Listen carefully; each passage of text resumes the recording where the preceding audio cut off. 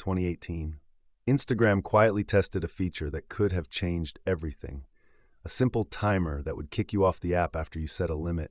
No override button, no 5 more minutes, just done. Internal documents show it worked too well. Users spent 40% less time on the platform, engagement dropped, ad revenue projections plummeted. 3 months later, the feature was gone, replaced with a watered-down version you could ignore with one tap. Instagram called it user feedback. But the real story is much darker. Because here's what they don't want you to know. That feature didn't just reduce screen time. It threatened the entire business model of social media.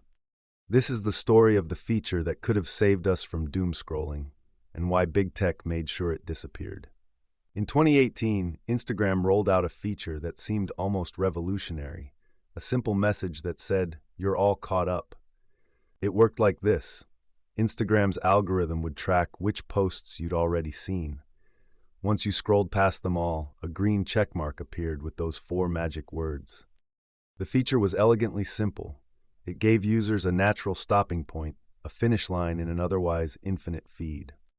Users reported spending 20 to 30% less time on the app. They felt more in control, less anxious, they knew when to stop. But here's where it gets interesting. This wasn't just good for users, it was based on actual research about compulsive behavior. Psychologists call it a stopping cue, a signal that tells your brain a task is complete. Slot machines deliberately remove these. Instagram had added one back. For 18 months, Instagram users had a way out of the scroll. Then quietly, without announcement, it vanished. No press release, no explanation. The feature that helped millions break free just disappeared. And what Instagram did next reveals everything about how social media really works. Within weeks of the chronological feed test, Instagram's internal dashboards lit up red. Session times dropped by 22%. Users were logging in, checking their friends' posts, and logging out.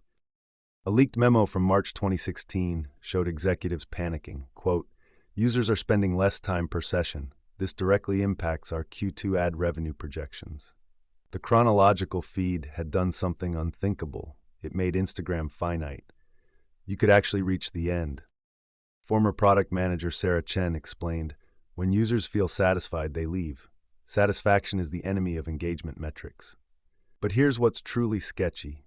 Instagram already knew users preferred chronological. Their own surveys showed 87% satisfaction with it. The algorithmic feed wasn't built for you. It was built to keep you scrolling past more ads, hunting for content from people you actually followed. By June 2016, the decision was made. The chronological feed would be removed permanently. User preference lost to advertiser demands. By early 2019, Instagram had quietly begun testing something radical, a chronological feed toggle. Users in select markets could switch back to the old way, posts in order, no algorithm. The test rolled out to 7 countries, Canada, Ireland, Japan. For the first time in 3 years, users had a choice, and they loved it. Screenshots flooded Twitter. "Finally, I can see my friends again. My feed makes sense now." The demand was overwhelming. Then, without explanation, Instagram pulled the plug. The toggle disappeared, no announcement, no reason given, just gone. When pressed, Instagram's response was vague. "We're always testing features."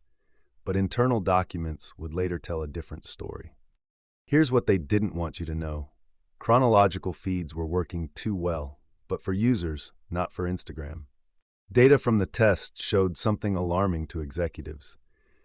When people could see posts in order, they spent less time on the app, 23% less. Users were satisfied faster. They'd catch up on friends, then leave. The algorithm's job was the opposite. Keep you scrolling, keep you guessing what you missed. A former Instagram engineer, speaking anonymously, confirmed, engagement dropped, but satisfaction went up. That was the problem. Translation, happy users are bad for business. At least bad for the advertising business model that now controlled Instagram's every decision. By mid-2019, the chronological option was killed globally. The company had learned users wanted it, and that's exactly why it had to go. Instagram had conducted the perfect experiment. They discovered the cure for doom scrolling, then deliberately buried it. The question is, why anyone was surprised. In March 2021, a whistleblower leaked 500 pages of internal Instagram documents. What they revealed would change everything we thought we knew about social media design. Buried on page 247 was a feature codename, TimeWell, a built-in session timer that would automatically fade your feed to grayscale after 30 minutes and gently suggest you take a break. Internal testing showed TimeWell reduced daily usage by 23%. Users reported feeling more in control. Mental health scores improved across all age groups. So why did a feature that actually helped users never see the light of day? One email from a senior executive was damning. TimeWell performs as intended, but projected Q3 revenue impact is unacceptable. Recommend indefinite shelving. The documents revealed something darker. Instagram had run 47 different versions of engagement features, every single one designed to increase time spent, not user well-being.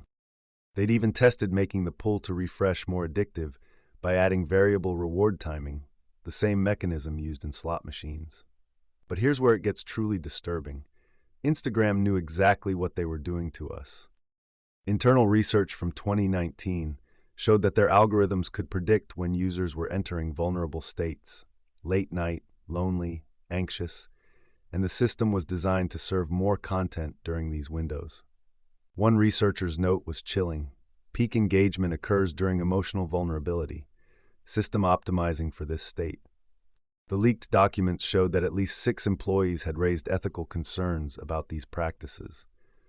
All were reassigned or left the company within a year. When confronted with the leaks, Instagram's official response was a 278-word statement that never once addressed TimeWell or the engagement manipulation findings. But the whistleblower wasn't finished. They had one more document to release, and it would reveal who really killed TimeWell. Screen time trackers tell you how long you scrolled, but they never ask why you couldn't stop. Instagram's deleted chronological feed had a natural endpoint. You'd see your friends' posts, then you were done. No algorithm keeping you hungry.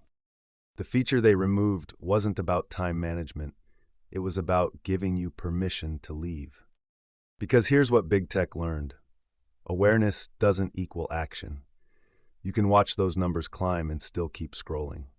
They gave us speedometers when what we needed was a destination, a finish line that wasn't just exhaustion. The chronological feed died in 2016. Your attention became an infinite resource to extract, not a finite gift to respect. So no, your screen time tracker isn't enough. It's measuring the symptom while ignoring the disease. They deleted the off-ramp and gave you a rear-view mirror instead. Now you can watch yourself crash in real time. The solution was already built. They just removed it because finality doesn't scale.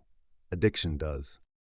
Until platforms choose endpoints over engagement, your willpower is fighting a losing battle against a billion-dollar algorithm. The feature that could have saved us wasn't deleted by accident. It was murdered by design. Thanks for watching. Don't forget to subscribe and check out other videos.